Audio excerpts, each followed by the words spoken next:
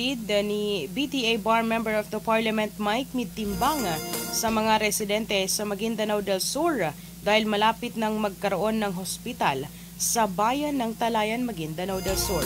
Ito ang inihayag ni MP Mike Mitimbang sa harap ng mahigit 500 umahat o ina na nag-aaral ng Arabic sa iba't ibang bayan sa lalawigan. Ang Parliament Bill No. 156 o ang pagpapatayo ng Talayan District Hospital ay kasalukuyan ng nasa second reading o ikalawang pagbasa na sa BTA Parliament na sponsored ni na MP Mike Mitimbang at MP Tawakal Mitimbang. Ang proposed Talayan District Hospital ay mayroong 50 to 100 bed capacity at libre ang pagpapagamot sa pasilidad.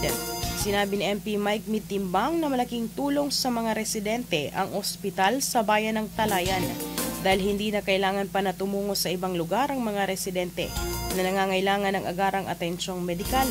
Ang proposed Talayan District Hospital ay bukas para sa lahat kahit hindi residente sa Talayan Empire. Bandera Reports Afternoon Edition.